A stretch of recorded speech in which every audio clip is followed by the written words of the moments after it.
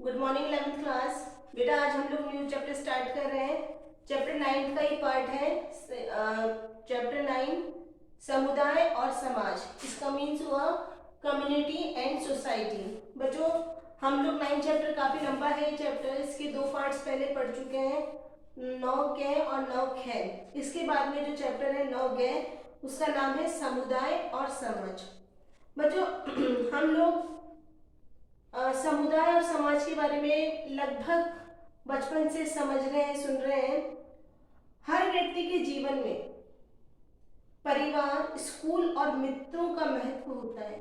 सभी कोई भी व्यक्ति है उसका एक परिवार होता है। वो स्कूल जाता है, वहां पर उसके मित्र बनते हैं। उन सब का महत्व उसका पूरी जिंदगी भर रहता है। मनुष्य जो है वो एक सामाजिक प्राणी है। हम लोग सब सोशल एनिमल हैं। हम अपने लोगों के साथ रहते हैं। बच्चों आपको ये जानकर के ताज्जुब होगा कि जब एक मनुष्य ही है, एक मनुष्य ऐसा शिशु है जो कि सबसे ज्यादा समय लेता है अपने आप को डेवलप करने में। अगर हम किसी जानवर से तुलना करें, किसी का भी तुलना करें, तो सबसे ज्यादा समय एक मनुष्य के शरीर को लगता है बनने में कि वो अपने आप को संभाल सके।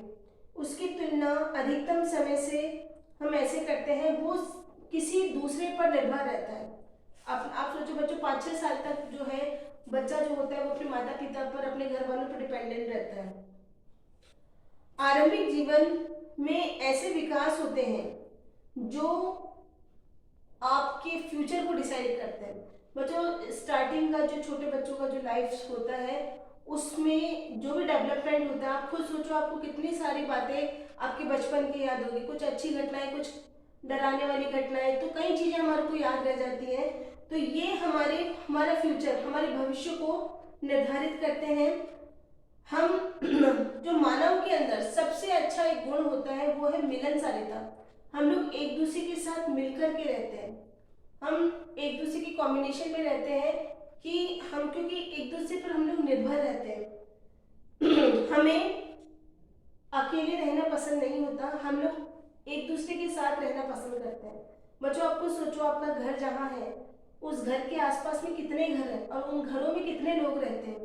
तो मनुष्य एक ऐसा सामाजिक प्राणी है जो अकेला नहीं रहता, वो किसी न किसी के संपर्क में रहता है और अन्य लोगों के बीच में उसको रहना अच्छा लगता है। हम दूसरों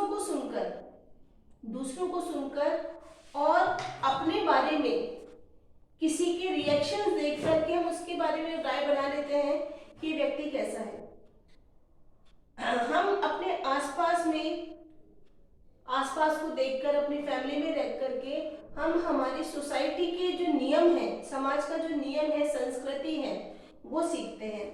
इस और अपने चारों तरफ देख करके, इर्द गिर्द देख करके हम लोग ये डिसाइड करते हैं कि क्या चीज सही है और क्या चीज गलत है।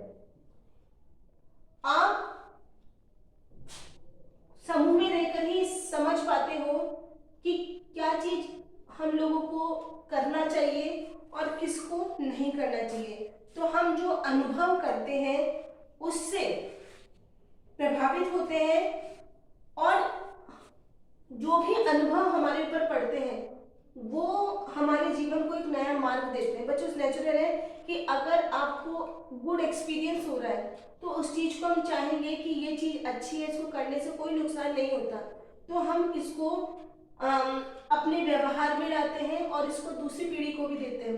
अगर किसी का अनुभव हमारे लिए गलत है, कहीं जो भी चीज एक्सपीरियंस हमारे को बताती है कि क्या चीज सही है और क्या चीज गलत है, तो ये चीज हम गलत एक्सपीरियंस किसी और के साथ शेयर नहीं करते कि नहीं ये चीज आपको नहीं करना चाहिए। तो बच्चों हम लोग अब जो टॉपिक करेंगे वो है समुदाय। समुदाय का मतलब होता है सोसाइटी। सोसाइटी का मीन्स क्या होता है? एक ग्रुप।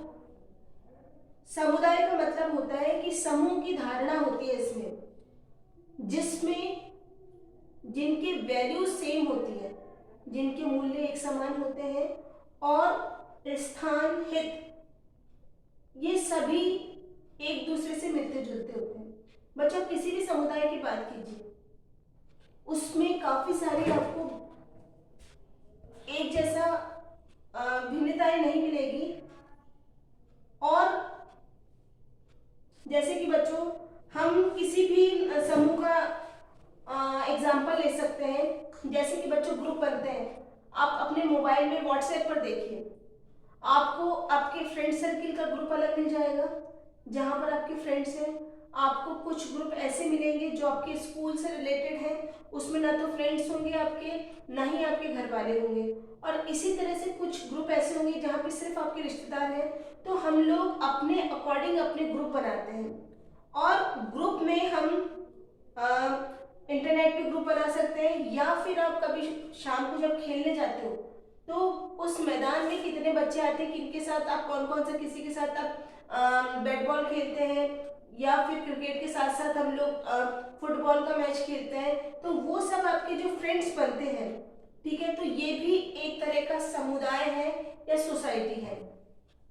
समुदाय शब्द का प्रयोग उन लोगों के लिए हमारे को करना चाहिए जो किसी एक ही क्षेत्र में रहते हो या एक ही परिवेश में बढ़ते हो। इन लक्षणों के कारण, जो एक जैसे लक्षण हैं, इनके कारण समुदाय के सदस्य एक दूसरे के लिए महत्वपूर्ण होते हैं। बच्चों सोचो कि अगर आपकी क्रिकेट टीम बनी हुई है तो आप एक दूसरे के लिए बहुत ज्यादा इंपॉर्टेंट हो।